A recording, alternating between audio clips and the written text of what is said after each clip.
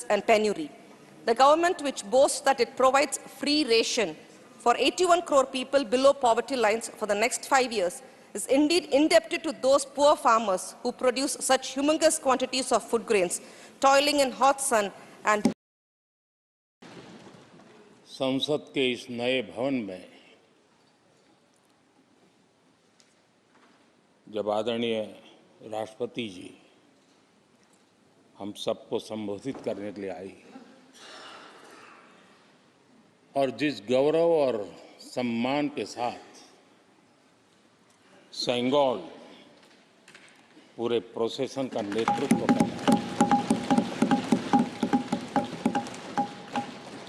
और हम सब उसके पीछे पीछे चल रहे थे। नए सदन में ये नई परंपरा भारत के आजादी के उस पवित्र पल का प्रतिबिंब जब साक्षी बनता है तो लोकतंत्र की गरिमा कई गुना ऊपर चली जाती है।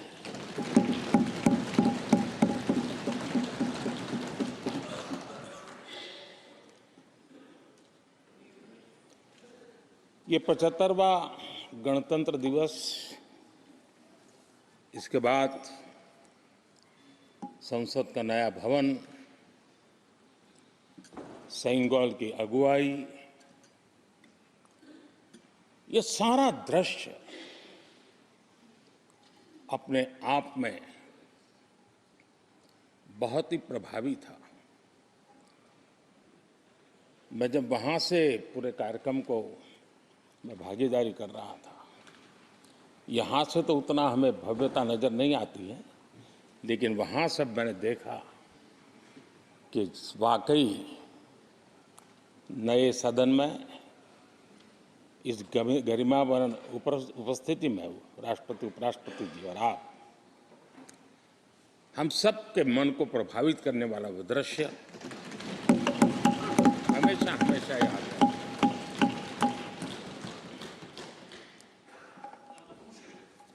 जिन माननीय करीब 60 से ज़्यादा माननीय सदस्यों ने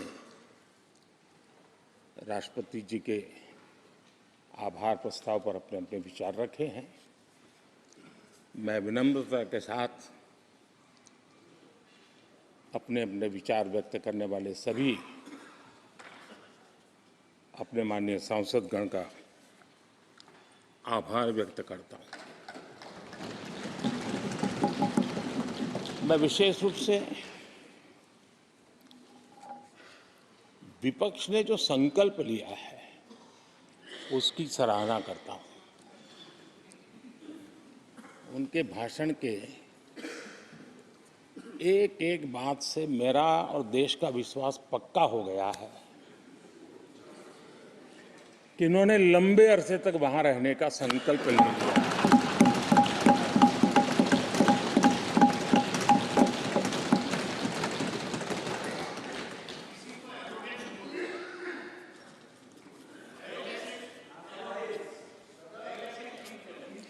आप कई दशक तक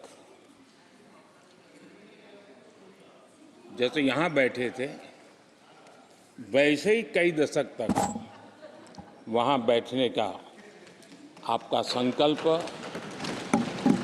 और जनता जनार्दन तो ईश्वर का रूप होती है, और आप लोग जिस प्रकार से इन दिनों मेहनत कर रहे हैं,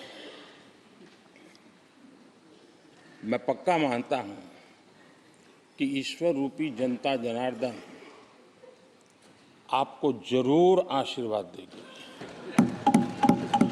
और आप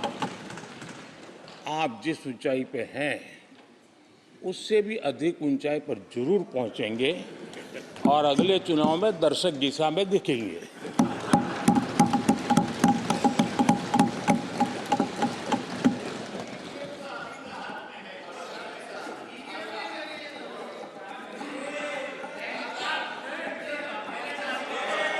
अधीर रंजन जी, इस बार आपने आपका कॉन्ट्रैक्ट उनको दे दिया है क्या?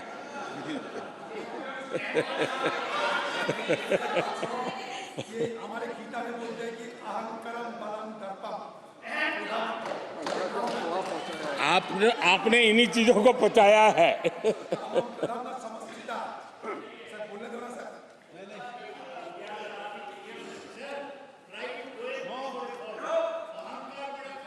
आदरणीय अध्यक्ष महोदय,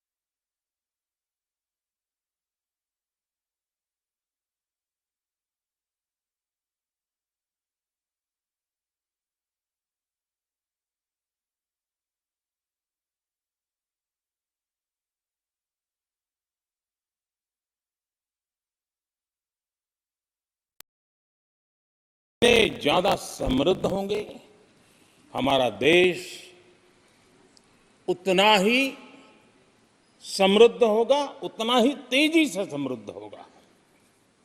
और उन्होंने इन 4 स्तंभों का उल्लेख करते हुए देश की नारी शक्ति, देश की युवा शक्ति, देश के हमारे गरीब भाई बहन और देश के हमारे किसान, हमारे मछुआरे, हमारे पशुपालक, उनकी चर्चा की है। इनके सशक्तिकरण के माध्यम से राष्ट्र के विकसित भारत के लक्ष्य को प्राप्त करने की जो राह है, उसका स्पष्ट दिशा निर्देश आदरणीय राष्ट्रपति जी ने कहा है। अच्छा होता, हो सकता है आपके यहाँ फिशरमैन माइनॉरिटी के ना हो सकता है आपके यहाँ पशुपालक माइनॉरिटी के ना हो सकता है किसान आपके यहाँ माइनॉरिटी के ना हो सकता है महिलाएं आपके यहाँ माइनॉरिटी में ना हो सकता है कि आपके यहाँ युवा में माइनॉरिटी। क्या हो गया है दादा? क्या देश के युवा जी की बात होती है? समाज के सब वर्ग नहीं होते हैं? क्या देश की नारी की बात होती है? देश की सभी नारी नहीं होती है? कब तक टुकड़ों में सोचते रहोगे? कब तक समाज को बांटते रहोगे? सब सीमा करो, सीमा करो। बहुत तोड़ा देश को।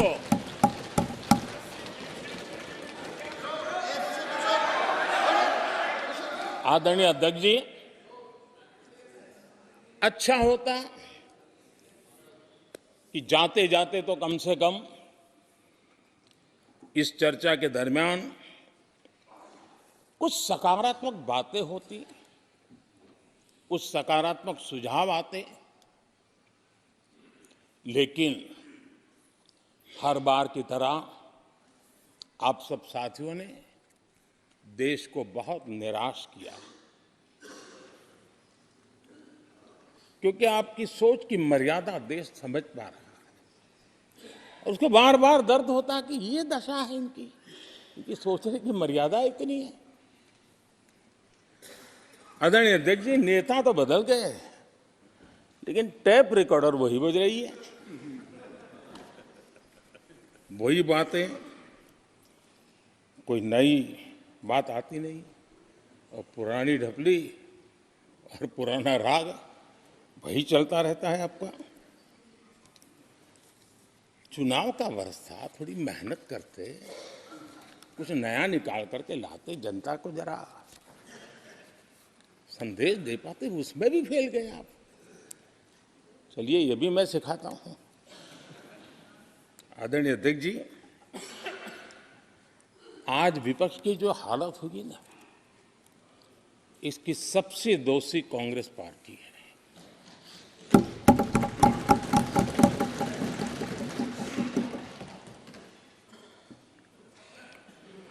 कांग्रेस को एक अच्छा विपक्ष बनने का बहुत बड़ा अवसर मिला, और 10 साल कम नहीं होते, लेकिन 10 साल में उस दायित्व को निभाने में भी वे पूरी तरह विफल गए। और जब खुद विफल हो गए तो विपक्ष में और भी होनहार लोग हैं, उनको भी उभरने नहीं दिया, क्योंकि फिर मामला और गड़बड़ हो जाए। इसलिए हर बार यही करते रहे कि और भी विपक्षी जो तेजस्वी लोग हैं उनको दबा दिया जाए। हाउस में कई यंग हमारे माननीय सांसदगण हैं, उत्साह भी उमंग भी है, लेकिन अगर वो बोलें, उनकी छवि उभर जाए, तो शायद किसी की छवि बहुत दब जाए। उस चिंता में इस यंग जनरेशन को मौका न मिले, हाउस को ही चलने नहीं दिए गए। यानी एक प्रकार से इतना बड़ा नुकसान कर दिया है, खुद का भी, विपक्ष का भी, संसद का भी और देश का भी। और इसलिए, और मैं हमेशा चाहता हूं कि देश को एक स्वस्थ अच्छे विपक्ष की बहुत जरूरत है।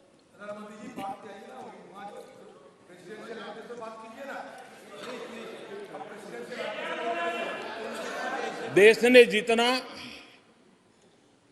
परिवारवाद का खामियाजा उठाया है,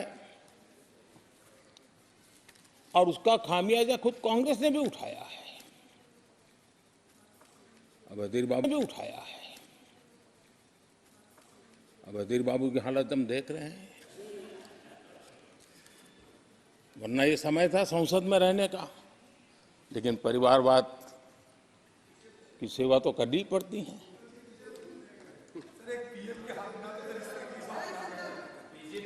आदरणीय अध्यक्ष जी, अब हालत देखिए, हमारे खड़गे जी इस सदन से उस सदन शिफ्ट हो गए,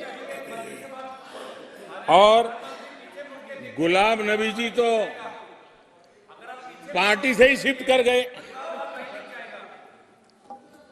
ये सब परिवारवाद के भेंट चढ़ गए। एक ही प्रोडक्ट बार बार की दुकान ताला लगने की नौबत आ गई है।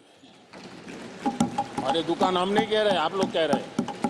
आप लोग कहते हैं दुकान खोलिए, सब जगह पे बोलते हैं, दुकान को ताला लगने की बात आई।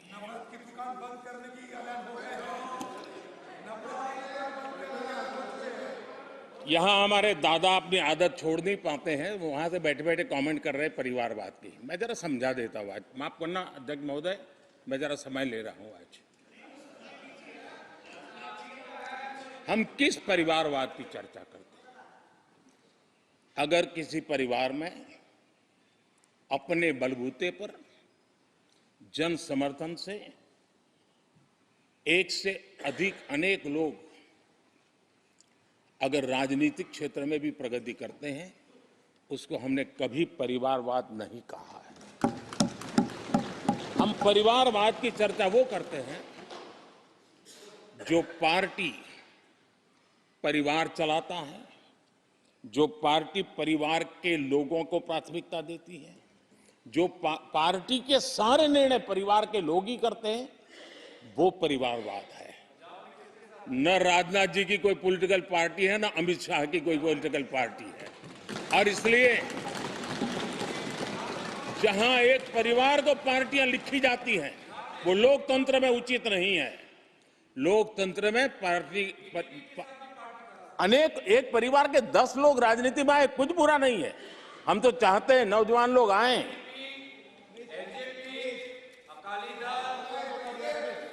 हम भी चाहते हैं ये इसकी चर्चा करिए।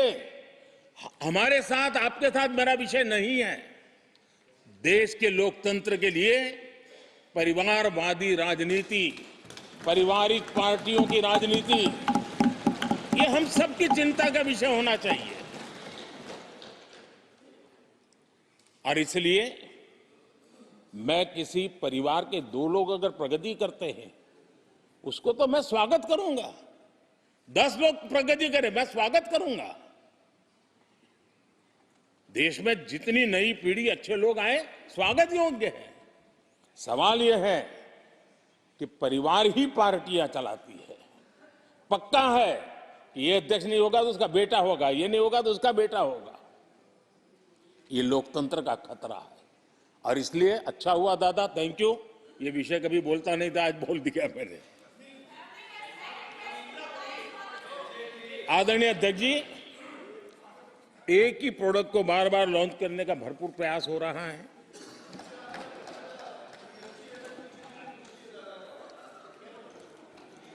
आदरणीय अध्यक्ष जी, कांग्रेस एक परिवार में उलझ गई है। देश के करोड़ों परिवार की आकांक्षाएं और उपलब्धियां वो देख पा ही नहीं रहे, देख सकते नहीं। अपने परिवार के बाहर देखने की तैयारी नहीं है। और कांग्रेस में एक कैंसिल कल्चर डेवलप हुआ है। कुछ भी है कैंसिल, कुछ भी है कैंसिल। ये एक ऐसे कैंसिल कल्चर में कांग्रेस फंस गई है। अगर हम कहते हैं मेक इन इंडिया, तो कांग्रेस कहती है कैंसिल। हम कहते हैं आत्मनिर्भर भारत, कांग्रेस कहती है कैंसिल। हम कहते हैं वोकल फॉर लोकल, कांग्रेस कहती है कैंसिल।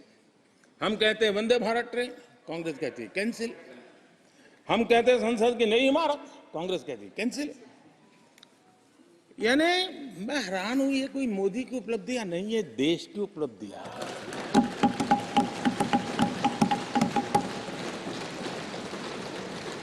इतनी नफरत कब तक पाले रखोगे? और उसके कारण देश की सफलताएं, देश के अचीवमेंट, उसको भी कैंसिल करके आप बैठ गए हो।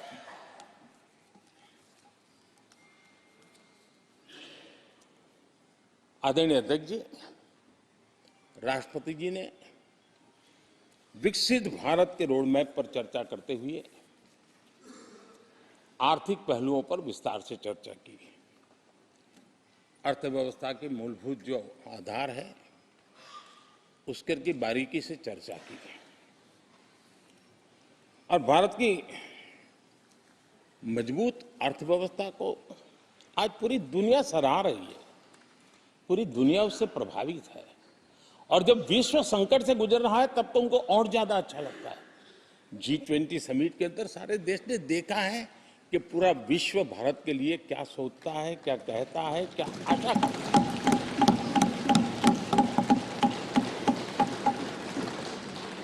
और इन सारे 10 साल के कार्यकाल के अनुभव के आधार पर आज की मजबूत अर्थव्यवस्था को देखते हुए जिस तेज गति से भारत विकास कर रहा है, उसकी बारीकियों को जानते हुए मैं विश्वास से कहता हूं, और इसीलिए मैंने कहा है कि हमारे तीसरे टर्म में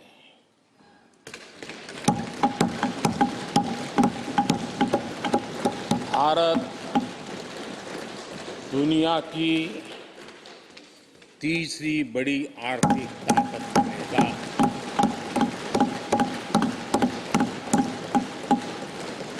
और ये मोदी की गारंटी है।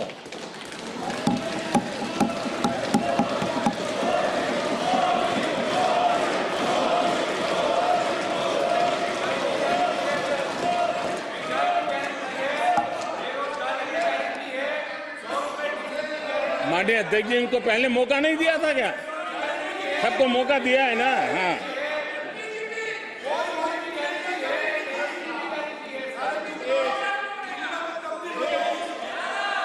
आदरणीय अध्यक्ष जी,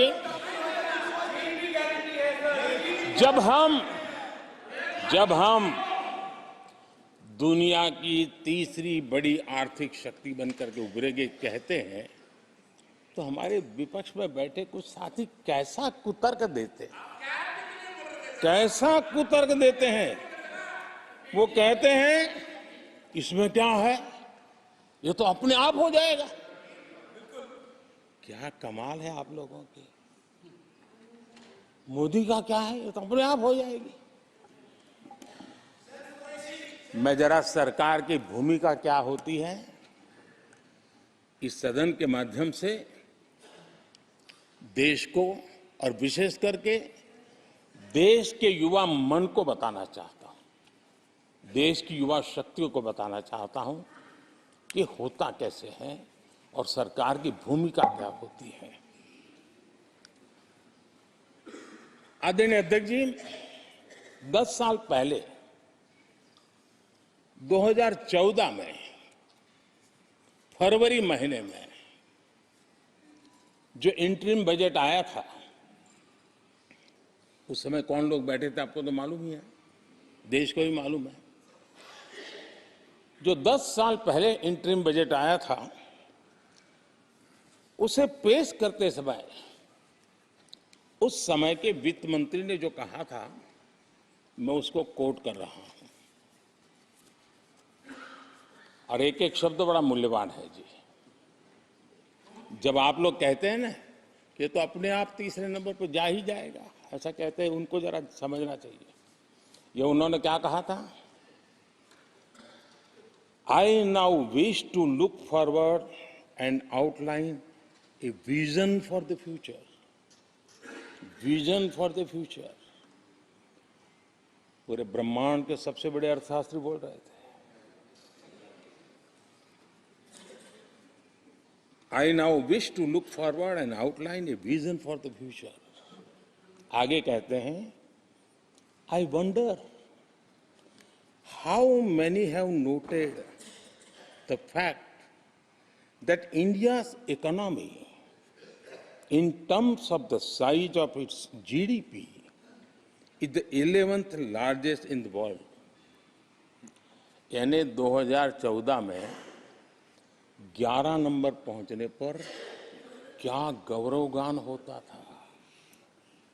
आज 5 पर पहुंच गए और आपको क्या हो गया, क्या हो गया। आदरणीय अध्यक्ष जी, आदरणीय अध्यक्ष जी, आदरणीय अध्यक्ष जी, आदरणीय अध्यक्ष जी, आदरणीय अध्यक्ष जी, आदरणीय अध्यक्ष जी, मैं आगे पढ़ रहा हूं। गोगोई जी, थैंक यू, आपने अच्छा कहा। मैं आगे पढ़ रहा हूं, ध्यान से सुनिए साथियों, ध्यान से सुनिए। उन्होंने कहा था is the 11th largest in the world. बड़ा गौरव का बात था। There are great things in the store. आगे वो कह रहे हैं, there are great things in store. फिर आगे कहते हैं, there is a well argued view that in the next 3 decades,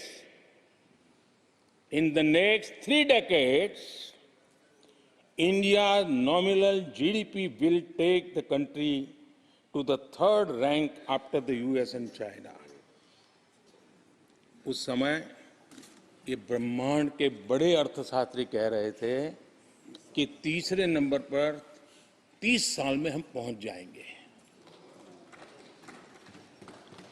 30 साल और फिर कहा था ये मेरा विजन जो मैं मनमोहन सिंह नहीं थे उस वक्त, देखो मनमोहन सिंह नहीं थे। बहुत लोग हैं जो ये ख्यालों में रहते हैं वो ब्रह्मांड के सबसे बड़ी अर्थशक्ति है। ये लोग 2014 में कह रहे हैं और विजन क्या देखते हैं 2044 यानी 2044 तक तीसरी अर्थव्यवस्था की बात। ये इनकी सोच, ये इनकी मर्यादा, सपना भी देखने का सामर्थ्य खो चुके थे लोग। संकल्प तो दूर की बात थी।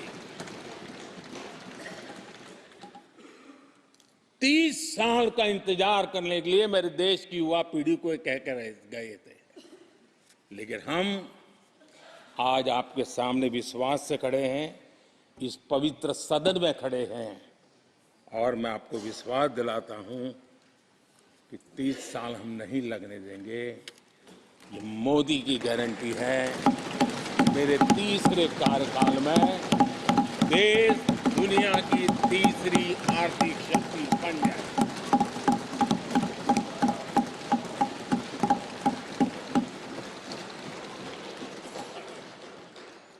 कैसे लक्ष्य रखते थे, उनकी सोच कहां तक जाती थी, दया आती है। और आप लोग 11 नंबर पे बड़ा गर्व कर रहे थे, अब 5 नंबर पहुंचा दिए जी। लेकिन अगर 11 पर पहुंचने से आपको खुशी होती थी तो 5 नंबर पहुंचने पर भी खुशी होनी चाहिए। देश 5 नंबर पर पहुंचा, आपको खुशी होनी चाहिए। इस बीमारी में फंसे पड़े हो। आदरणीय अध्यक्ष जी, भाजपा सरकार की काम करने की स्पीड, हमारे लक्ष्य कितने बड़े होते हैं, हमारा हौसला कितना बड़ा होता है, वो आज पूरी दुनिया देख रही है।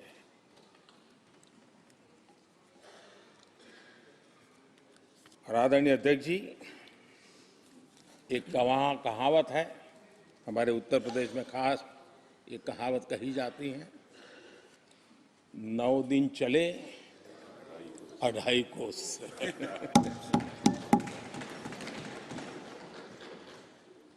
और मुझे लगता है कि ये कहावत पूरी तरह कांग्रेस को परिभाषित कर देती है।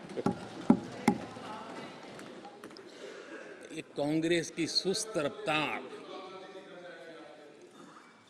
कांग्रेस की सुस्त रफ्तार का कोई मुकाबला नहीं। आज देश में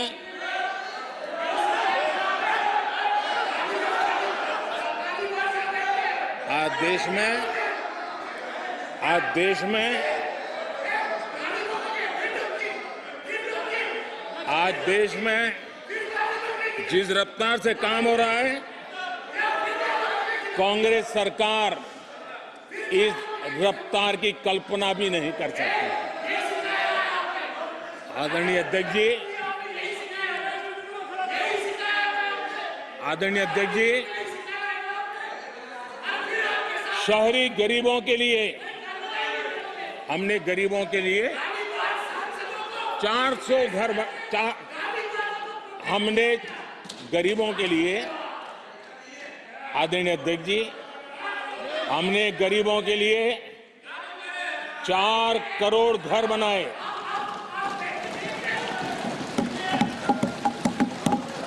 और शहरी गरीबों के लिए 80 लाख पक्के मकान शहरी गरीबों के लिए बने।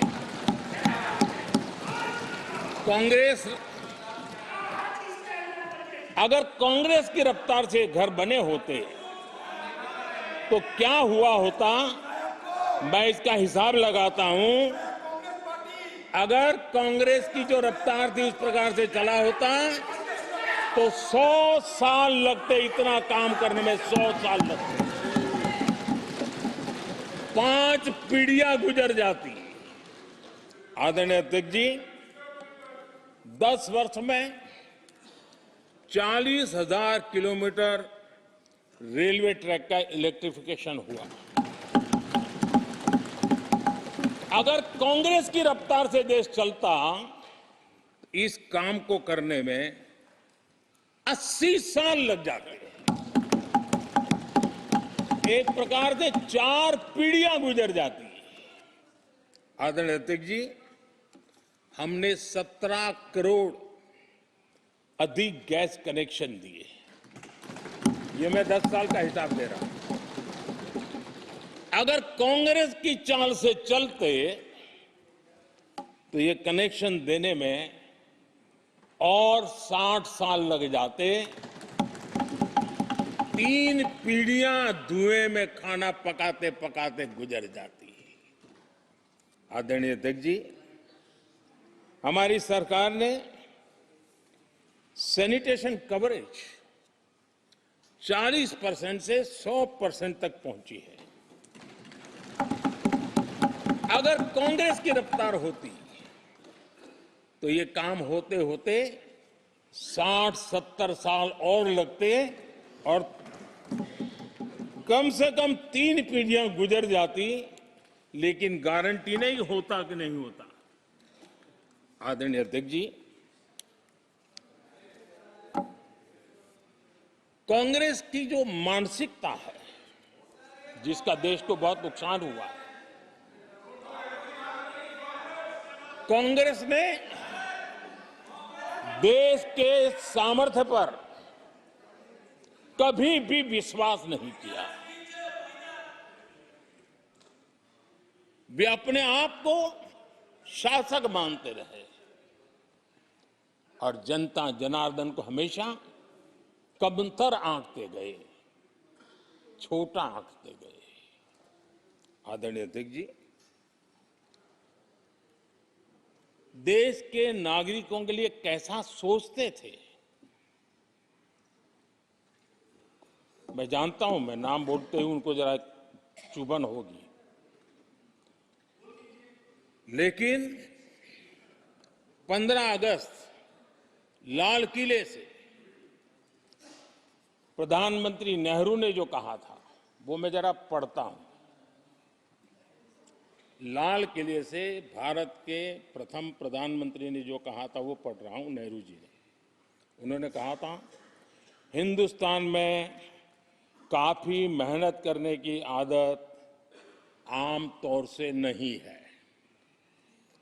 हम इतना काम नहीं करते जितना कि यूरोप वाले या जापान वाले या चीन वाले या रूस वाले या अमेरिका वाले करते हैं।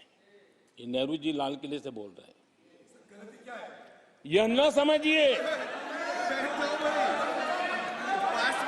यह न समझिए कि यह न समझिए कि वह कौमें, ये न समझिए कि वह कौमें कोई जादू से खुशहाल हो गई। वो मेहनत से हुई है और अक्ल से हुई है। ये उनको सर्टिफिकेट दे रहे हैं, भारत के लोगों को नीचा दिखा रहे हैं।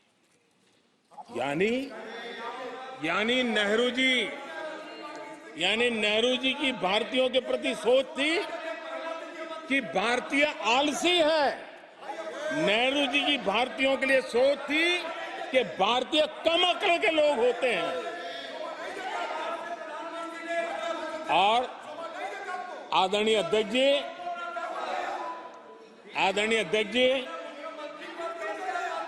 इंदिरा जी की सोच भी उससे ज्यादा अलग नहीं थी। इंदिरा जी ने जो लाल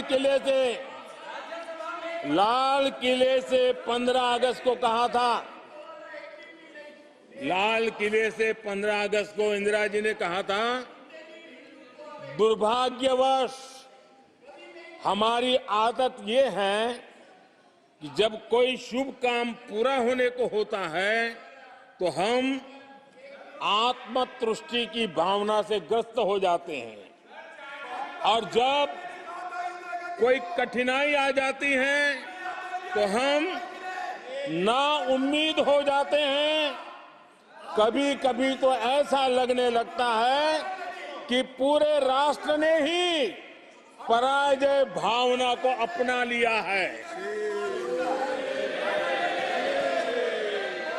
आज कांग्रेस के लोगों को देख करके लगता है कि इंदिरा जी भले देश के लोगों का आकलन सही न कर पाए, लेकिन कांग्रेस का एकदम सटीक आकलन उन्होंने किया।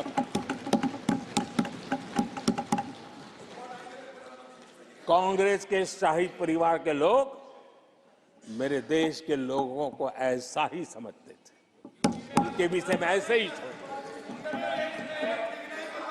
और आज भी वही सोच देखने को मिलती है। माननीय अध्यक्ष जी,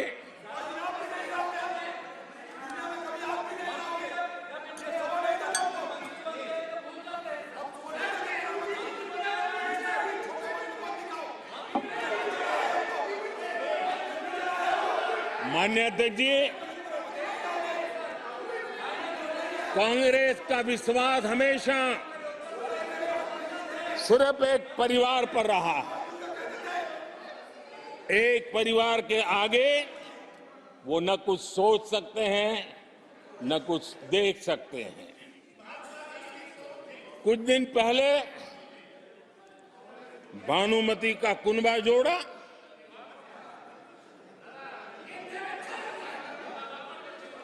लेकिन फिर एकला चलो रे करने लग गए। कांग्रेस के लोगों ने नया मोटर मैकेनिक का काम सीखा है और इसलिए अलाइनमेंट क्या होता है उसका ज्ञान तो हो गया होगा, लेकिन मैं देख रहा हूं अलायंस का ही अलाइनमेंट बिगड़ गया।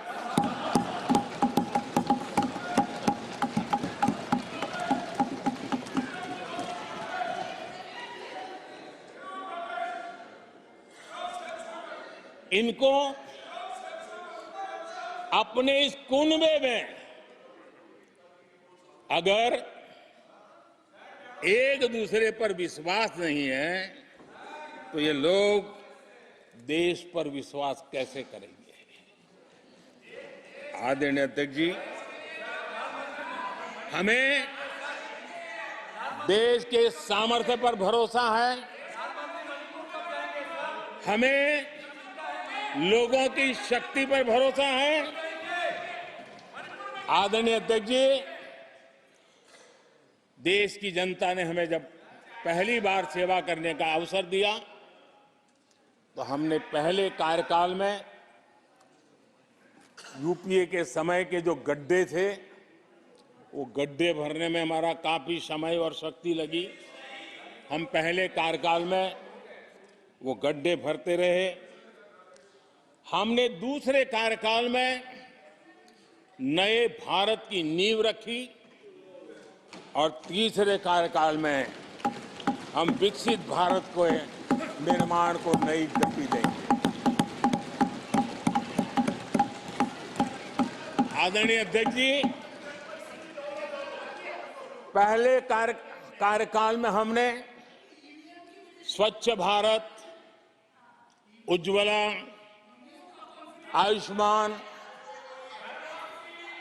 आयुष्मान भारत, बेटी बचाओ बेटी पढ़ाओ, उसी प्रकार से सुगम्य भारत, डिजिटल इंडिया, ऐसे कितने ही जनहित के कामों को अभियान का स्वरूप देकर के आगे बढ़ाए। टैक्स व्यवस्था आसान हो, इसके लिए जीएसटी जैसे निर्णय लिए और हमारे इन कामों को देख करके जनता ने भरपूर समर्थन दिया। जनता ने बहुत आशीर्वाद दिए, पहले से भी ज्यादा आशीर्वाद दिए और हमारा दूसरा कार्यकाल प्रारंभ हुआ। दूसरा कार्यकाल संकल्पों और वचनों की पूर्ति का कार्यकाल रहा।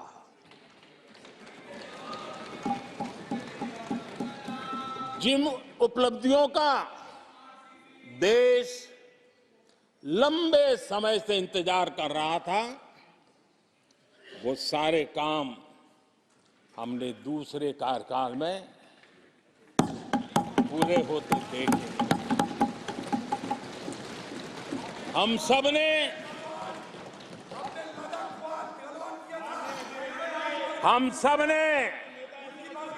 370 खत्म होते हुए देखा।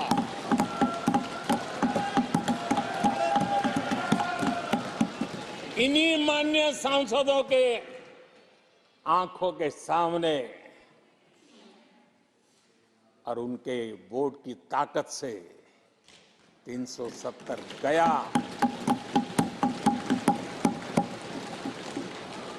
नारी शक्ति वंदन अधिनियम ये दूसरे कार्यकाल में कानून बना। आदरणीय अध्यक्ष जी, अंतरिक्ष से लेकर के ओलंपिक तक सशस्त्र बलों से संसद तक नारी शक्ति के सामर्थ्य की गूंज उठी।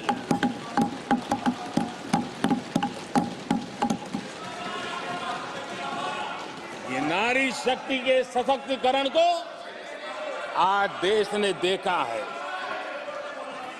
आदरणीय अध्यक्ष जी, उत्तर से दक्षिण तक, पूरब से पश्चिम तक लोगों ने दशकों से अटकी भटकी लटकी योजनाओं को समयबद्ध तरीके से पूरे होते हुए देखा। आदरणीय अध्यक्ष जी, अंग्रेजी शासन के पुराने दंड प्रधान कानूनों से हम प्लीज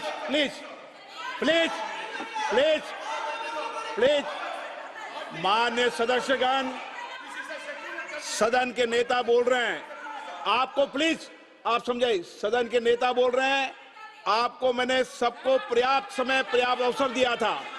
यह तरीका गलत है, यह हमें मर्यादा बना के रखना पड़ेगा। प्लीज बैठे बैठे कोई टिप्पणी नहीं करेगा।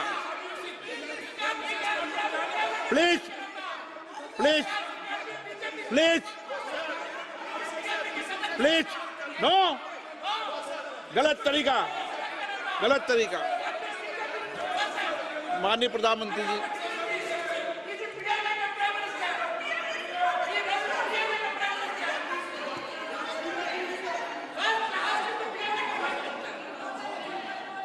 ये तरीका है क्या आपका?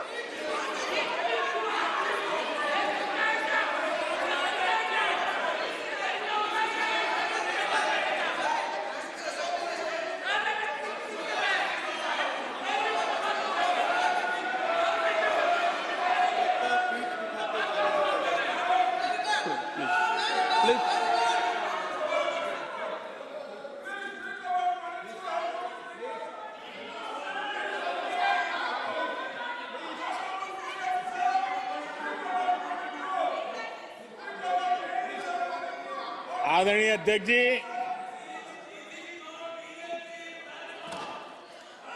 अंग्रेजी शासन के पुराने कानून जो दंड प्रधान थे,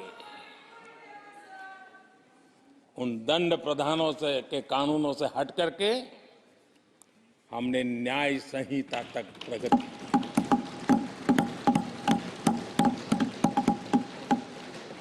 हमारी सरकार ने सैकड़ों ऐसे कानूनों को समाप्त किया जो अप्रासंगिक हो गए थे। सरकार ने 40,000 से ज्यादा कंप्लायंसेस खत्म कर दिए। आदरणीय अध्यक्ष जी, भारत ने अमृत भारत और नमो भारत ट्रेनों से भविष्य की उन्नति के सपने देखे।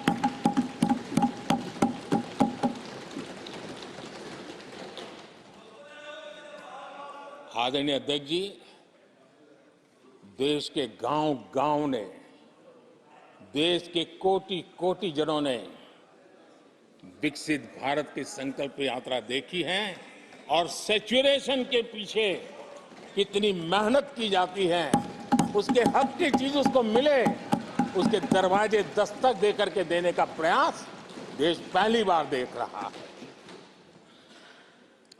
आदरणीय अध्यक्ष जी, भगवान राम,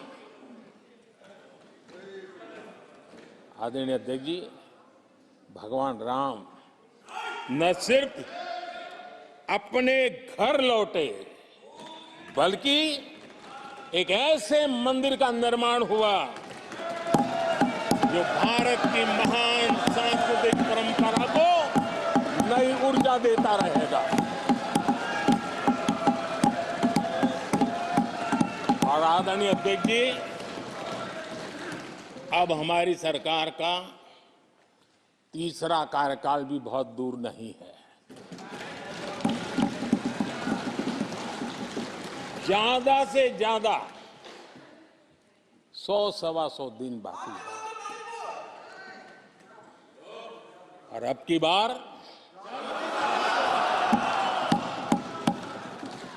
पूरा देश कह रहा है, अब की बार खड़गे जी भी कह रहे हैं। लेकिन अध्यक्ष जी, मैं आमतौर पर ये आंकड़े के चक्कर में नहीं पड़ता, लेकिन मैं देख रहा हूं देश का मिजाज एनडीए को तो 400 पार करवा ही के रहेगा, लेकिन भारतीय जनता पार्टी को 370 सीट अवश्य देगा।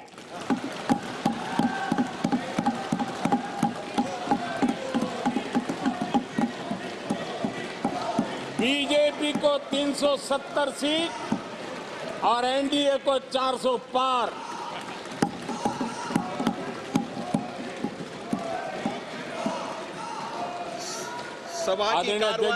सभा की कार्रवाई इस विषय की समाप्ति तक बढ़ा दी जाए।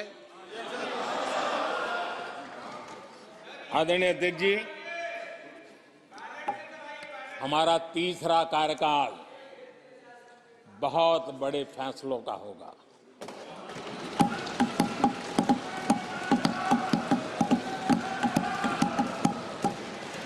मैंने लाल किले से कहा था और राम मंदिर प्राण प्रतिष्ठा के समय भी मैंने उसको दोहराया था। मैंने कहा था, देश को अगले 1000 वर्षों तक समृद्ध और सिद्धि के शिखर पर देखना चाहिए। तीसरा कार्यकाल अगले 1000 वर्षों के लिए एक मजबूत नींव रखने का कार्यकाल होगा।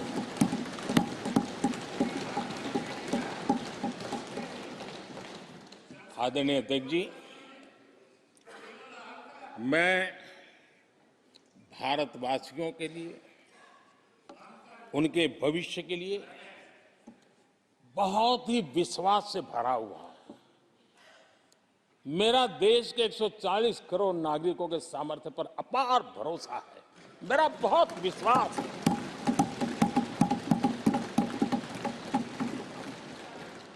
दस वर्षों में 25 करोड़ लोग गरीबी से बाहर आए, ये सामर्थ्य दिखाता है। आदरणीय अध्यक्ष जी, मैंने हमेशा कहा है कि गरीब को अगर साधन मिले, गरीब को अगर संसाधन मिले, गरीब को अगर स्वाभिमान मिले, तो हमारा गरीब गरीबी को परास्त करने का सामर्थ्य रखता है। और हमने वो रास्ता चुना और मेरे गरीब भाइयों ने गरीबी को परास्त करके दिखाया है। और इसी सोच के साथ हमने गरीब को साधन दिए, संसाधन दिए, सम्मान दिया, स्वाभिमान दिया। 50 करोड़ गरीबों के पास आज बैंक खाता है। कभी वो बैंक से गुजर नहीं पाता। 4 करोड़ गरीबों के पास पक्का घर है। घर उसके स्वाभिमान को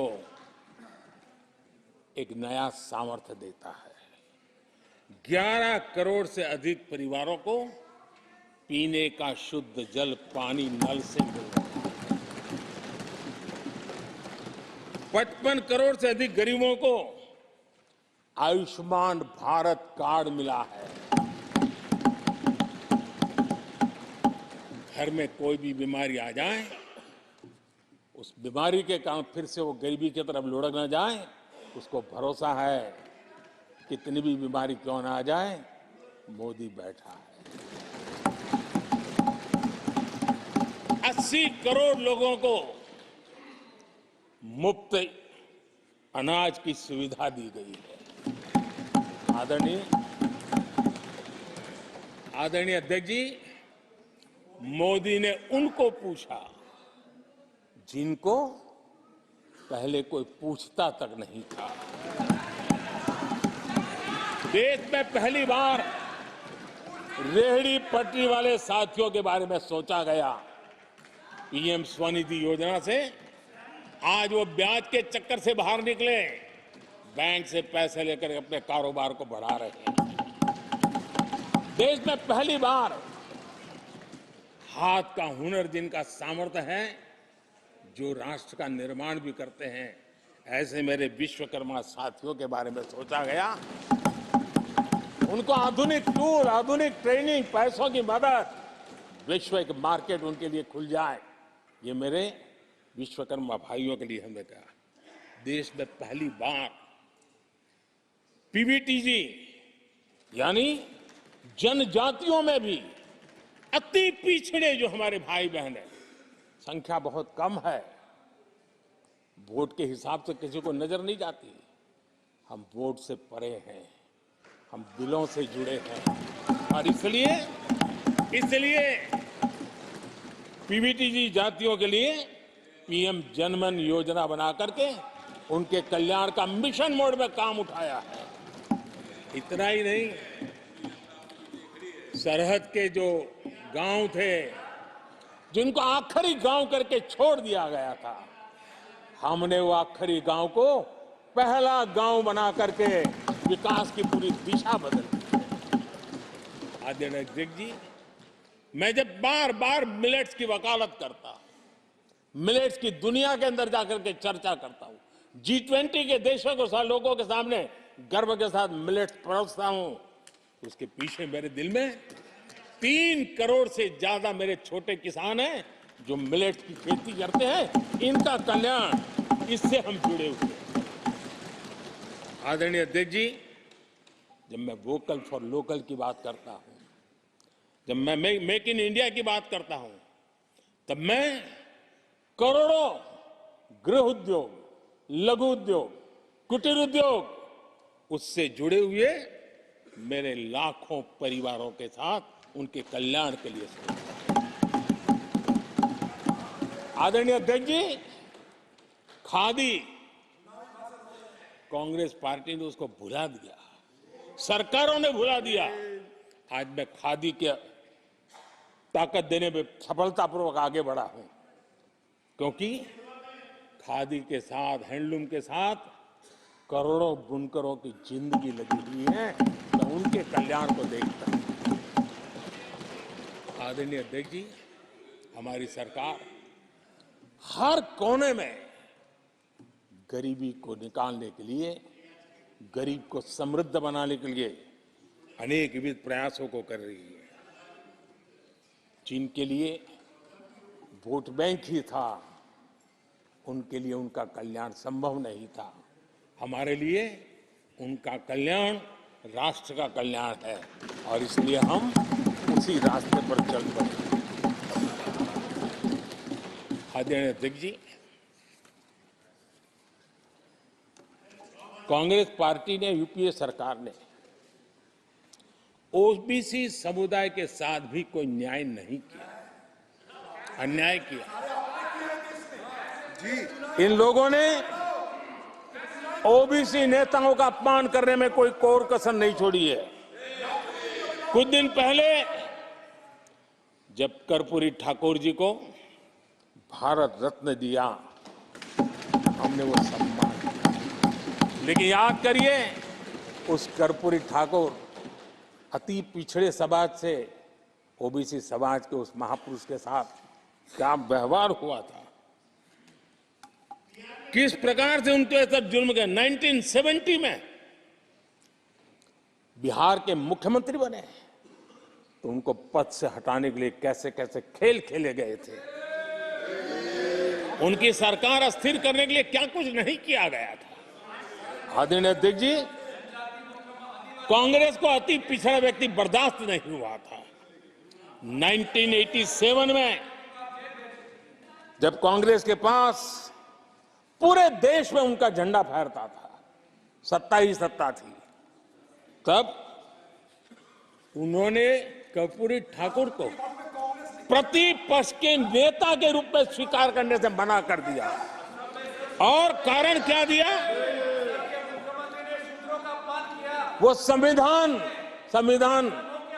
का सम्मान नहीं कर सकते। जिस कर्पूरी ठाकुर ने पूरा जीवन लोकतंत्र के सिद्धांतों के लिए, संविधान की मर्यादाओं के लिए खपा दिया, उनका अपमान करने का काम कांग्रेस पार्टी ने किया था। आदरणीय अध्यक्ष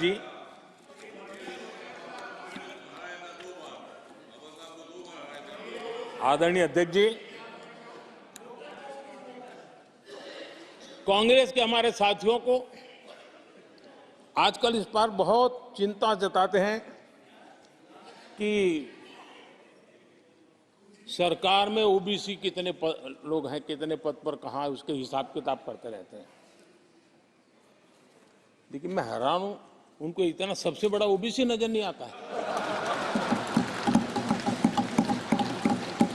कहां आंखें बंद करके बैठ जाते हैं। आदरणीय अध्यक्ष जी, जरा मैं ये दुनिया भर की चीजें करते हैं, मैं कहना चाहता हूं, ये क्लास है। ये यूपीए के समय एक एक्स्ट्रा कॉन्स्टिट्यूशनल बॉडी बनाई गई थी, जिसके सामने सरकार की कुछ नहीं चलती थी। नेशनल एडवाइजरी काउंसिल, जरा कोई निकाल करके देखे उसमें क्या कोई ओबीसी था क्या? जरा निकाल के देखिए। इतनी बड़ी बड़ी पावरफुल बॉडी बनाई थी और वो तो अपॉइंट कर रहे थे। आदरणीय अध्यक्ष जी, पिछले 10 वर्षों में नारी शक्ति के सशक्तिकरण को लेकर के अनेक विविध कदम उठाए गए। नारी के नेतृत्व में समाज के सशक्तिकरण पर काम किया गया है। आदरणीय अध्यक्ष जी, अब देश की बेटी, हिंदुस्तान में कोई ऐसा सेक्टर नहीं है जहां देश की बेटियों के लिए दरवाजे बंद हो।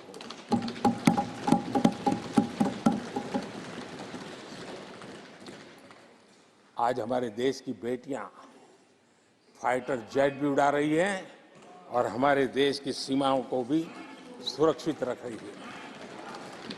आदरणीय अध्यक्ष महोदय,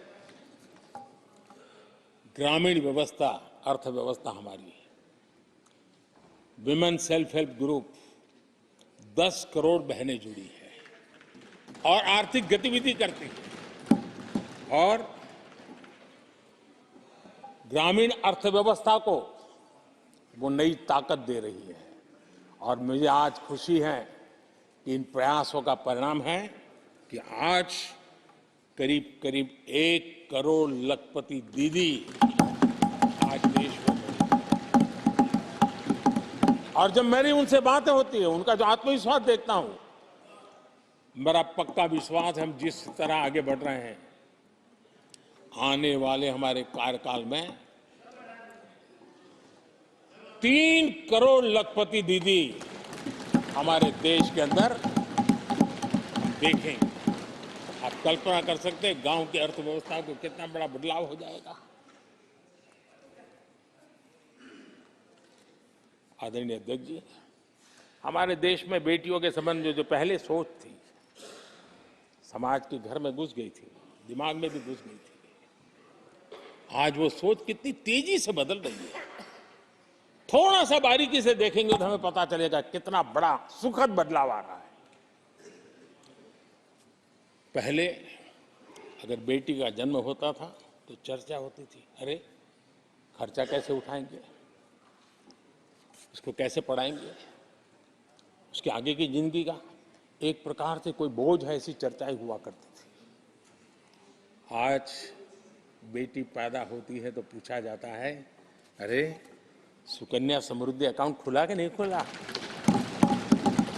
बदलाव आदरणीय जी, पहले सवाल होता था प्रेग्नेंट होने पर नौकरी नहीं कर पाओगे।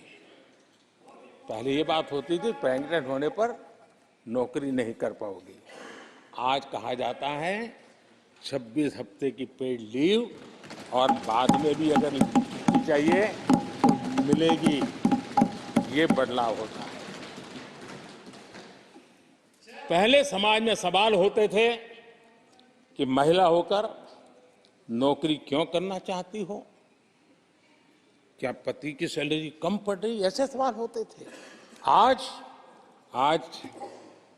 लोग पूछ रहे हैं, मैडम आपका जो स्टार्टअप है ना बहुत प्रगति कर रहा है, क्या मुझे नौकरी मिलेगी। ये बदलाव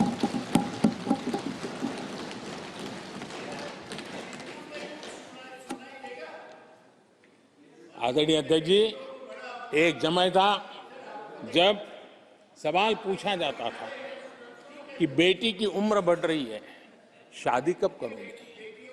बेटी की उम्र बढ़ रही है, शादी कब करोगे। आज पूछा जाता है, बेटी पर्सनल और प्रोफेशनल दोनों कामों को संतुलित कितना बढ़िया करती हो, कैसे करती हो।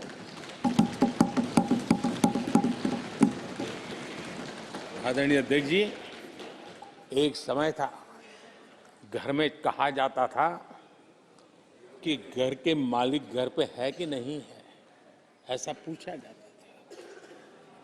घर के मुखिया को बुलाइए, ऐसा कहते थे।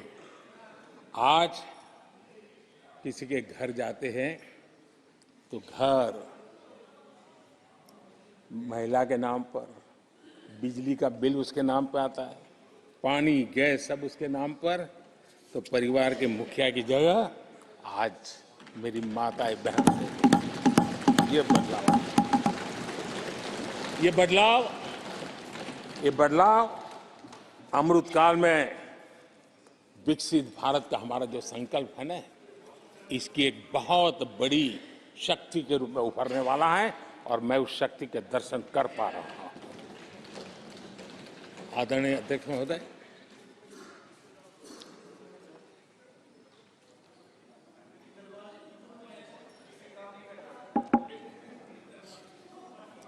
किसानों के लिए आंसू बहाने की आदत मैंने बहुत देखी है।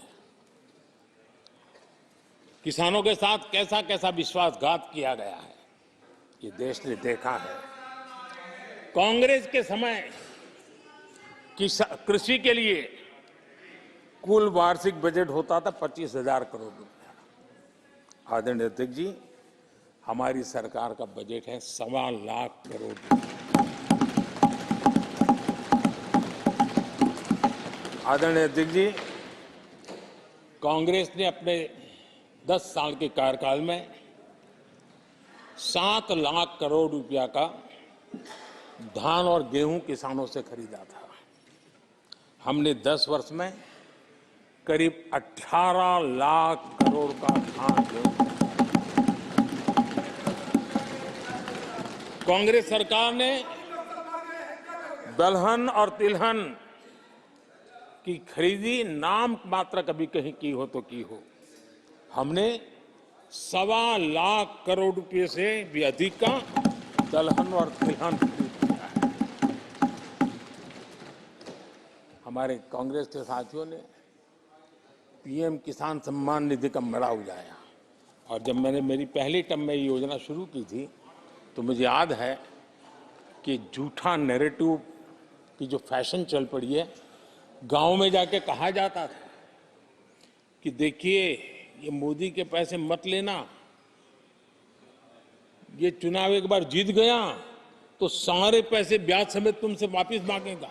ऐसा झूठ फैलाया गया था, किसानों को इतना मूर्ख बनाने की कोशिश की गई थी। आदरणीय अध्यक्ष जी, पीएम किसान सम्मान निधि 2,80,000 करोड़ रुपए हमने भेजे।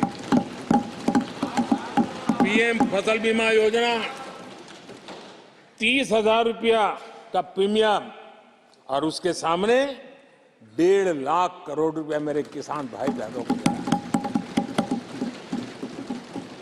कांग्रेस ने अपने शासनकाल में कभी भी मछुआरे पशुपालक की तो नामो निशान नहीं था उनके काम में।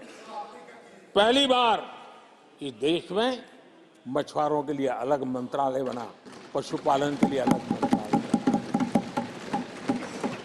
पहली बार पशुपालक को, मछुआरों को किसान क्रेडिट कार्ड दिया गया ताकि कम ब्याज से उसको बैंक से पैसा मिल सके, वो अपना कारोबार बढ़ा सके। किसान और मछुआरों की चिंता सिर्फ जानवरों की नहीं होती है, जिंदगी का एक महत्वपूर्ण हिस्सा है। आर्थिक चक्र को चलाने में इन पशुओं की भी बहुत बड़ी भूमिका होती है। हमने फुट एंड माउथ डिसीज, उससे हमारे पशुओं को बचाने के लिए 50 करोड़ से ज्यादा टीके लगाए हैं, पहले कभी सोचा नहीं। आदरणीय अध्यक्ष महोदय, आज भारत में युवाओं के लिए जितने नए अवसर बने हैं ये पहले कभी नहीं बने। आज पूरी वोकेबलरी बदल गई है, शब्द पूरे जो पहले कभी सुनने को नहीं मिलते थे वो बोलचाल के सहज दुनिया में शब्द आ चुके हैं। आज चारों तरफ स्टार्टअप्स की गूंज है, यूनिकॉर्न्स चर्चा में है। आज डिजिटल क्रिएटर्स एक बहुत बड़ा वर्ग हमारे सामने है। आज गीग इकोनॉमी की चर्चा हो रही है। ये युवाओं के जुबान पर ये नए भारत की नई वोकेबलरी है, ये नई आर्थिक साम्राज्य की नई परिवेश है, नई पहचान है। ये सेक्टर युवाओं के लिए रोजगार के लाखों नए अवसर बना रहे हैं। 2014 से पहले डिजिटल इकोनॉमी की साइज ना के बराबर, बहुत ज्यादा उसकी चर्चा भी नहीं थी। आज भारत दुनिया की डिजिटल इकोनॉमी है, अग्रणी है। लाखों युवा इससे जुड़े हैं और आने वाले समय में ये डिजिटल इंडिया मूवमेंट जो है वो देश के नौजवानों के लिए अनेक अवसर, अनेक रोजगार, अनेक प्रोफेशंस के लिए अवसर लेकर के आने वाला है। आदरणीय अध्यक्ष जी, आज Bharat made in India phone दुनिया में पहुंच रहे हैं। दुनिया में हम नंबर 2 बन गए हैं और एक तरफ सस्ता मोबाइल प्राप्त हुआ है और दूसरी तरफ सस्ता डेटा। इन दोनों ने एक बहुत बड़ा रिवॉल्यूशन लाया है देश में और दुनिया में। हम जिस कीमत पे आज हमारे नौजवानों को ये प्राप्त करवा रहे हैं, सबसे कम कीमत पर करवा रहे हैं और वो एक कारण बना है। आज मेड इन इंडिया अभियान, रिकॉर्ड मैन्युफैक्चरिंग, रिकॉर्ड एक्सपोर्ट, यह देश देख रहा है। आदरणीय जी, ये सारे काम हमारे नौजवानों के लिए सबसे ज्यादा रोजगार लाने वाले काम हैं, सबसे ज्यादा रोजगार के अवसर पैदा करते हैं। आदरणीय अध्यक्ष महोदय, 10 वर्ष में टूरिज्म सेक्टर में अभूतपूर्व उछाल आया है। हमारे देश में ये ग्रोथ और टूरिज्म सेक्टर ऐसा है जिसमें कम से कम पूंजी निवेश में अधिक से अधिक लोगों को रोजगार देने वाला अवसर है और सामान्य से सामान्य व्यक्ति को भी ये रोजगार देने वाला अवसर है। स्वरोजगार की सबसे ज्यादा संभावनाएं वाला टूरिज्म क्षेत्र है। 10 वर्ष में एयरपोर्ट 2 गुने बने। भारत सिर्फ एयरपोर्ट बने ऐसा नहीं है, भारत दुनिया का तीसरा बड़ा डोमेस्टिक एविएशन सेक्टर बना, दुनिया के तीसरे बड़ा। हम सबको खुशी होनी चाहिए। भारत की जो एयरलाइंस कंपनियां हैं, उन्होंने 1000 नए एयरक्राफ्ट के ऑर्डर दिए। देश में 1000 नए एयरक्राफ्ट, और जब इतने सारे हवाई जहाज ऑपरेट होंगे, सारे एयरपोर्ट कितने धमधमते होंगे, कितने पायलट्स की जरूरत पड़ेगी, कितने हमें क्रू मेंबर चाहिए, कितने इंजीनियर ये चाहिए, कितने ग्राउंड सर्विस के लिए लोग चाहिए। यानी रोजगारी के नए नए क्षेत्र खुलते जा रहे हैं। एविएशन सेक्टर भारत के लिए एक बहुत बड़ा नया अवसर बनकर के आया है। आदरणीय अध्यक्ष जी, हमारी कोशिश नहीं है कि इकोनॉमी को हम फॉर्मलाइज करने की दिशा में मजबूती से कदम उठाए, युवाओं को नौकरी भी मिले, सोशल सिक्योरिटी भी मिले। इन दोनों को लेकर के और आपने जिन बातों के आधार पर हम निर्णय करते हैं और देश में भी माना जाता है, वो एक होता है डाटा ईपीएफओ का। ईपीएफओ में जो रजिस्ट्रेशन होता है, 10 साल में करीब 18 करोड़ नए सब्सक्राइबर आए और वो तो सीधा पैसों से जुड़ा खेल होता है, उसमें फर्जी नाम नहीं होते हैं। मुद्रा लोन पाने वालों में 8 करोड़ लोग ऐसे हैं जिन्होंने जीवन में पहली बार कारोबार अपना शुरू किया है, बिजनेस। और जब मुद्रा लोन लेता है तो खुद तो रोजगारी पाता है, 1 या 2 और लोगों को भी रोजगारी देता है, क्योंकि उसका काम ऐसा होता है। हमने लाखों स्ट्रीट वेंडर्स को सपोर्ट किया है। 10 करोड़ महिलाएं एसएचजी से जुड़ी, जैसा मैंने कहा, 1 लाख, और लखपति दीदी 1 करोड़, ये अपने आप में बहुत। और मैंने जैसा कहा, हम 3 करोड़ के टारगेट को। आदरणीय अध्यक्ष जी, कुछ आंकड़े हैं जो अर्थशास्त्री समझते हैं, नहीं सामान्य मानवी भी समझता है। 2014 से पहले के 10 वर्षों में इंफ्रास्ट्रक्चर के निर्माण में करीब करीब 12 लाख करोड़ का बजट था। 10 साल में 12 लाख करोड़। बीते 10 वर्षों में इंफ्रास्ट्रक्चर निर्माण के अंदर बजट 44 लाख करोड़, 44 लाख करोड़। रोजगार कैसे बढ़ते हैं, इससे समझ आता है। आदरणीय अध्यक्ष जी, इस राशि से जितनी बड़ा मात्रा में काम हुआ है, उसके कारण इतने लोगों को रोजी रोटी मिली है, इसका आप अंदाज कर सकते हैं। हम भारत को मैन्युफैक्चरिंग का, रिसर्च का, इनोवेशन का हब बने, उस दिशा में देश की युवा शक्ति को प्रोत्साहित कर रहे हैं, व्यवस्थाएं विकसित कर रहे हैं, आर्थिक मदद के योजनाएं बना रहे हैं।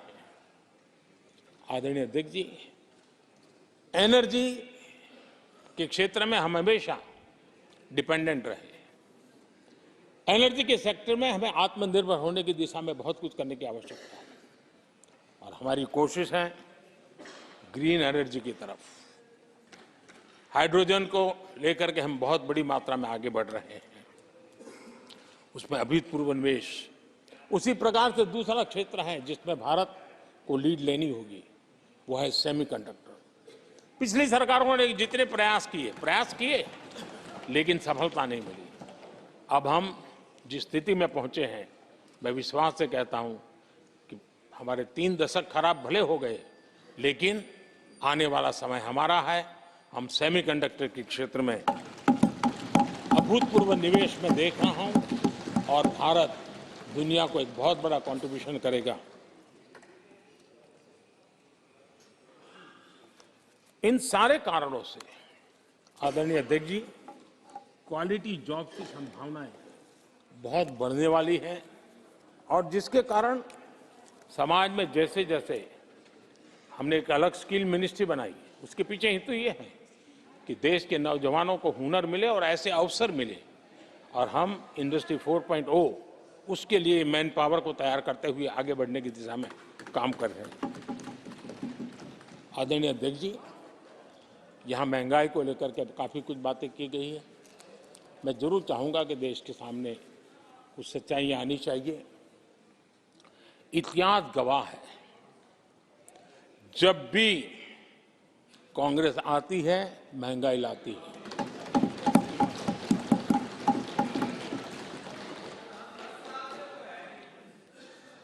मैं कुछ वक्तव्य इस सदन में आज कहना चाहता हूं और किसी की आलोचना करने के लिए नहीं कह रहा हूं, लेकिन हो सकता है कि हमारी बात जो समझ नहीं पाते हैं वो अपने लोगों की बात को समझने का प्रयास करेंगे।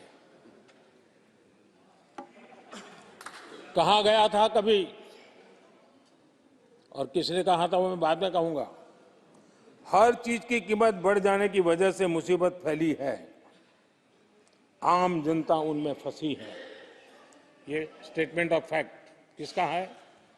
ये कहा था हमारे पंडित नेहरू जी ने, लाल किले से कहा था उस समय। हर चीज की कीमत बढ़ जाने की वजह से मुसीबत फैली है, आम जनता उनमें फंसी है। ये उस समय की बात है। उन्होंने माना था लाल किले से, चारों तरफ महंगाई बढ़ी है। अब इस वक्तव्य के 10 साल के बाद, नेहरू जी के इस वक्तव्य के 10 साल के बाद एक और वक्तव्य का कोट आपके सामने रखता हूं। आप लोग, मैं कोट बता रहा हूं, आप लोग आजकल भी कुछ दिक्कतों में हैं, परेशानियों में हैं महंगाई की वजह से।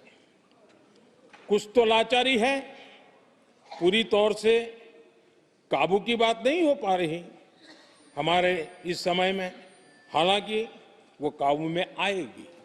10 साल के बाद भी महंगाई के यही गीत कहे गए थे और ये किसने कहा था?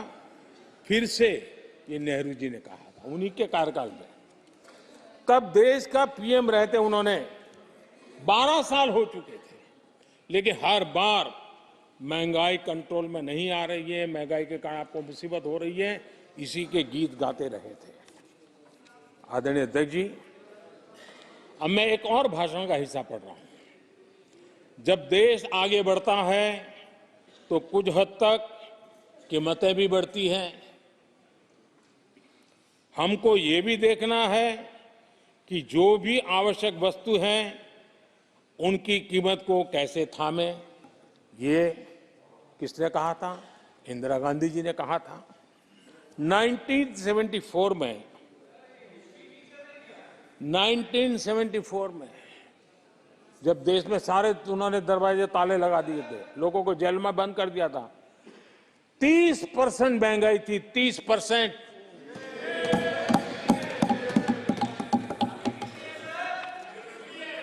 आदरणीय अध्यक्ष जी,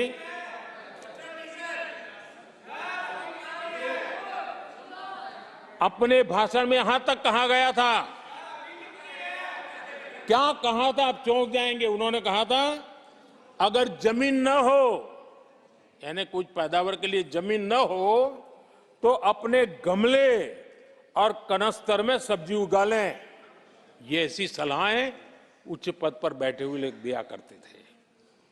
जब देश में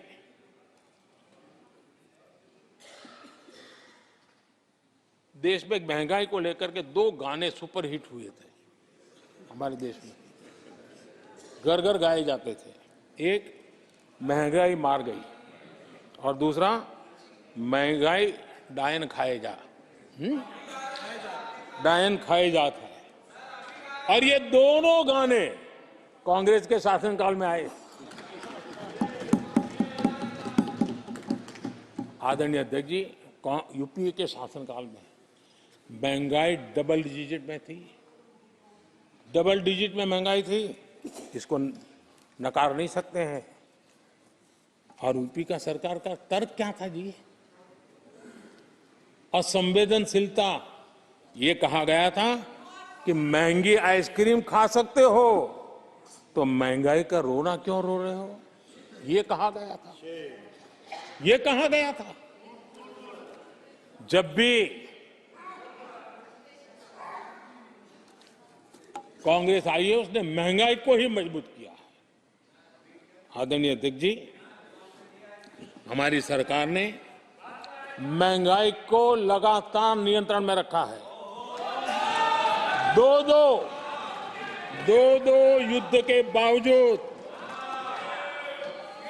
और 100 साल में आए सबसे बड़े संकट के बावजूद महंगाई नियंत्रण में है और हम कर पाए हैं।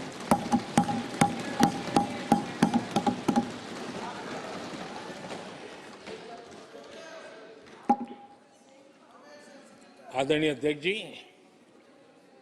यहां पर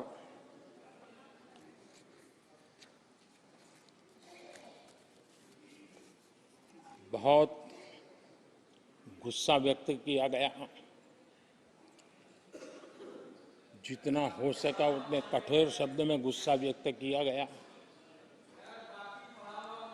उनका दर्द मैं समझता हूं,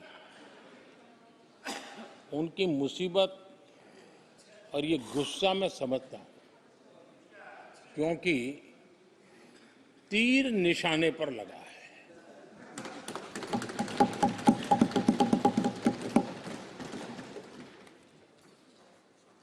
भ्रष्टाचार पर एजेंसियां एक्शन ले रही हैं, उसको लेकर भी इतना गुस्सा, क्या क्या शब्दों का प्रयोग किया जा रहा है।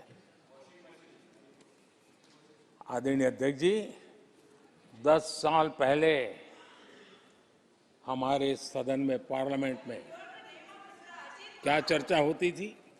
सदन का पूरा समय घोटालों की चर्चा पर जाता था, भ्रष्टाचार की चर्चा पर जाता था, लगातार एक्शन की डिमांड होती थी।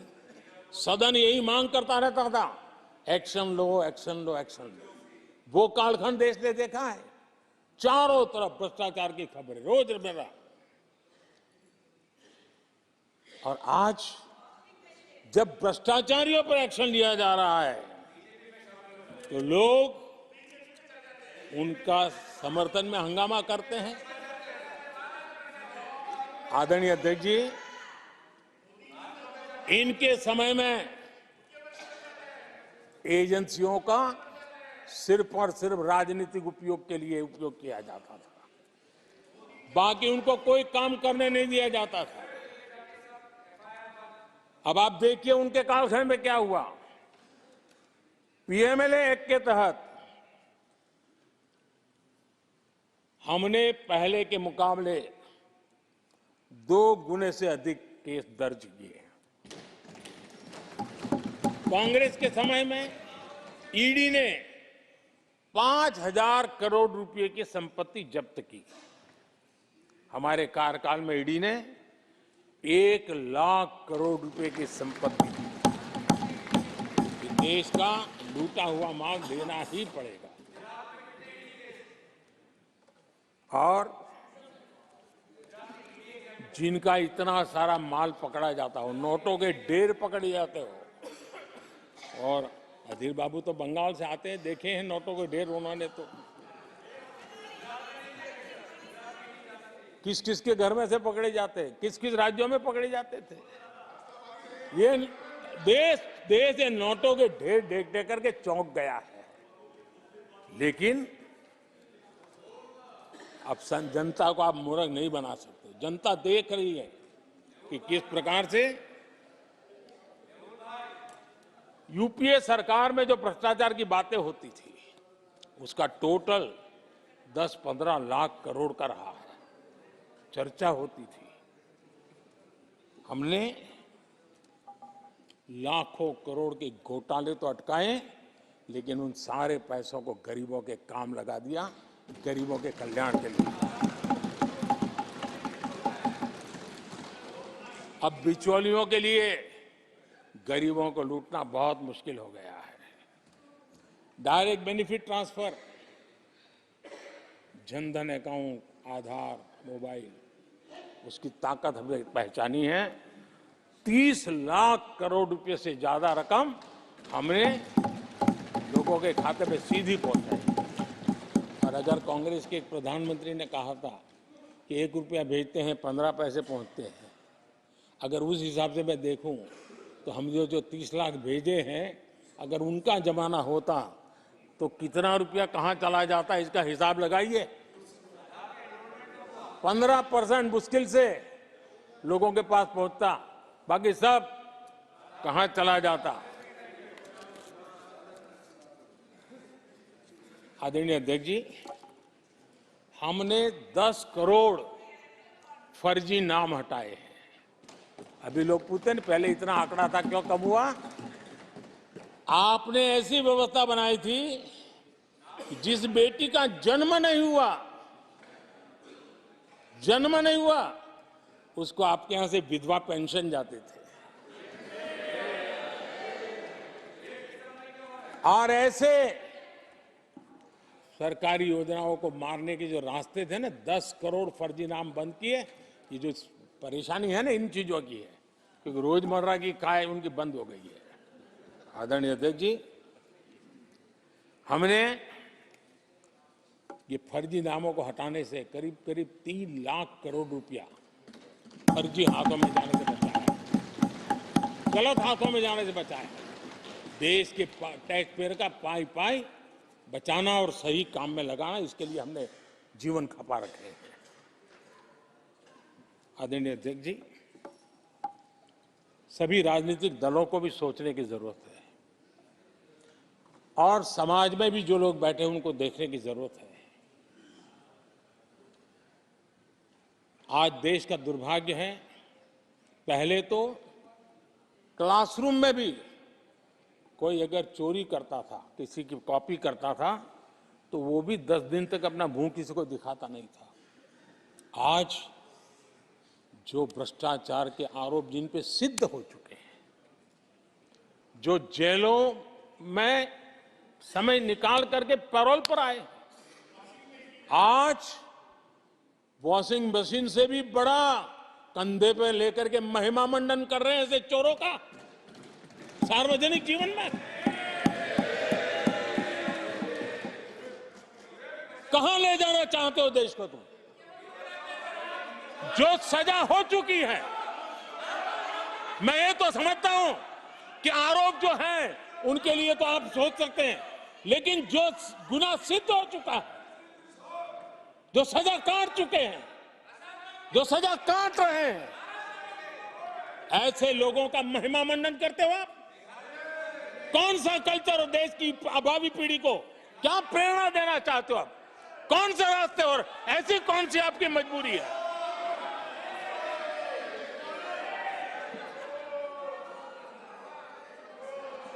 और ऐसे लोगों का महिमा मंडन किया जा रहा है, उनको महान बताया जा रहा है। जहां संविधान का राज है, जहां लोकतंत्र है, माननीय अध्यक्ष जी, ऐसी बातें लंबी नहीं चल सकती हैं। ये लोग लिख करके रखे हैं, ये जो महिमा मंडन का काम चल रहा है उनका, वो अपने ही खात्मे की चिट्ठी पे सिग्नेचर कर रहे हैं लोग।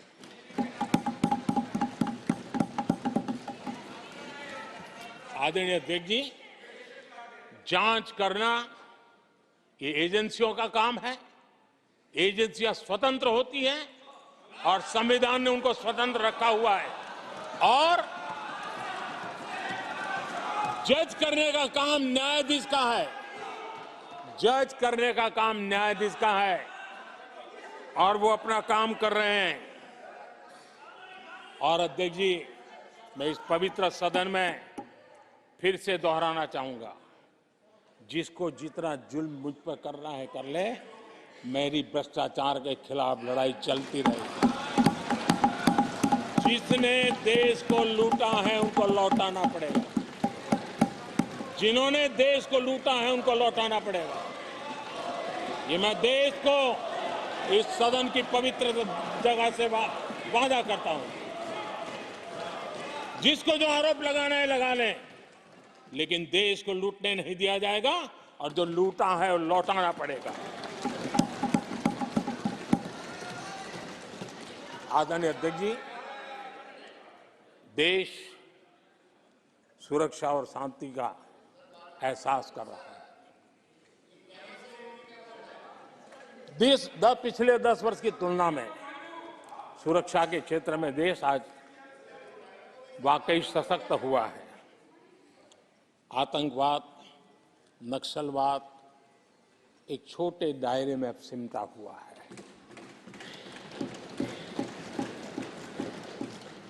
लेकिन भारत की जो टेररिज्म के प्रति जीरो टॉलरेंस नीति है, आज पूरे विश्व को भी भारत की इस नीति की तरफ चलने के लिए मजबूर होना पड़ा। भारत की सेनाएं सीमाओं से लेकर के समंदर तक अपने सामर्थ्य को लेकर के आज भी उनकी धाक है।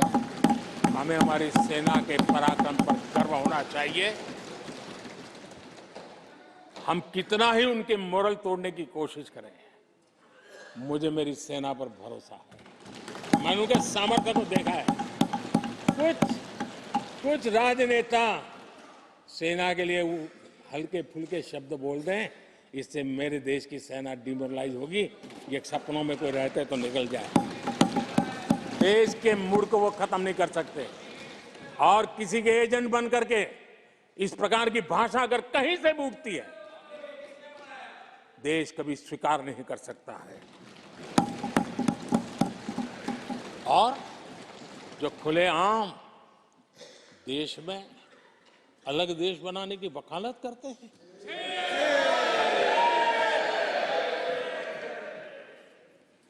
जोड़ने की बातें छोड़ो, तोड़ने की कोशिश करिए। यार, आपके अंदर क्या पड़ा हुआ है? क्या इतने टुकड़े करके अभी भी आपके मन को समाधान नहीं हुआ है? देश के इतने टुकड़े कर चुके हो आप, और टुकड़े करना चाहते हो? कब तक करते रहोगे? आदरणीय अध्यक्ष जी, इसी सदन में अगर कश्मीर की बात होती थी तो हमेशा चिंता का स्वर निकलता था, छिटाकशी होती थी, आरोप प्रत्यारोप होते थे। आज जम्मू कश्मीर में अभूतपूर्व विकास की चर्चा हो रही है और गर्व के साथ हो रही है। पर्यटन लगातार बढ़ रहा है। G20 समिट होती है वहां, पूरा विश्व आज उसकी सराहना करता है। आर्टिकल 370 को लेकर के कैसा हवा बना के रखा था। कश्मीर के लोगों ने जिस प्रकार से उसको गले लगाया है, कश्मीरी जनता ने जिस प्रकार से गले लगाया है, और आखिर के ये समस्या किसकी देन थी? किसने देश के माथे पर मारा था? किसने भारत के संविधान के अंदर इस प्रकार की दरार करके रखी हुई थी? आदरणीय अध्यक्ष जी, अगर नेहरू जी का नाम लेते हैं तो उनको बुरा लगता है, लेकिन कश्मीर को जो समस्याएं झेलनी पड़ी उसके मूल में उनकी ये सोच थी और उसी का परिणाम है देश को भुगतना पड़ा। जम्मू कश्मीर के लोगों को, देश के लोगों को नेहरू जी की गलतियों का बहुत बड़ी कीमत चुकानी पड़ी है। आदरणीय अध्यक्ष जी, वो भले गलतियां करके गए, लेकिन हम मुसीबतें झेल करके भी गलतियों सुधारने के लिए हमारी कोशिश जारी रखेंगे। हम रुकने वाले नहीं हैं। हम देश के लिए काम करने के लिए निकले हुए लोग हैं। हमारे लिए नेशन फर्स्ट है। आदरणीय अध्यक्ष जी, मैं सभी राजनीतिक दलों के नेताओं से आग्रह करूंगा, सभी माननीय सदस्यों से आग्रह करूंगा, भारत के जीवन में एक बहुत बड़ा अवसर आया है। वैश्विक परिवेश में भारत के लिए बड़ा अवसर आया है। एक नए आत्मविश्वास के साथ आगे बढ़ने का अवसर आया है। राजनीति अपनी जगह पे होती है, आरोप प्रत्यारोप अपनी जगह पर होता है, लेकिन देश से बढ़कर कुछ नहीं होता है। और इसलिए आइए मैं निमंत्रण देता हूं आपको, कंधे से कंधा मिलाकर के हम देश के निर्माण के लिए आगे बढ़े।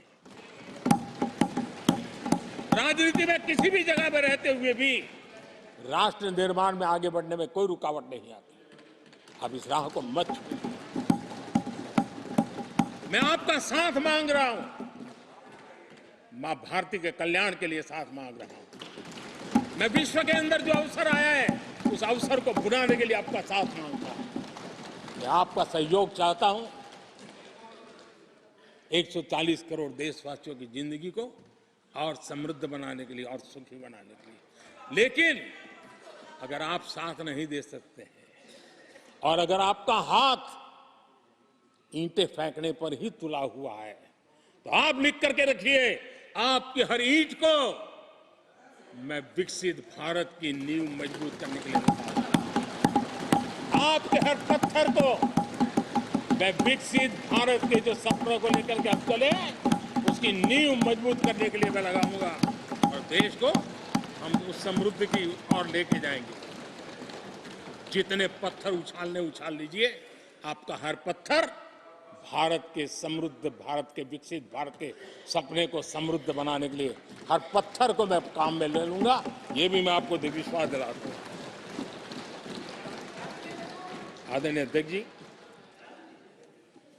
मैं जानता हूं साथियों की तकलीफें मैं जानता हूं, लेकिन वो जो कुछ भी बोलते हैं मैं दुखी नहीं होता और दुखी होना भी नहीं चाहिए, क्योंकि मैं जानता हूं ये नामदार है, हम कामदार हैं और हम कामदारों को तो नामदारों से सुनना ही पड़ता है जी। तो नामदार कुछ भी कहते रहें, कुछ भी कहने का उनको तो जन्मजात अधिकार मिले हुए हैं और हम कामदारों को सुनना होता है।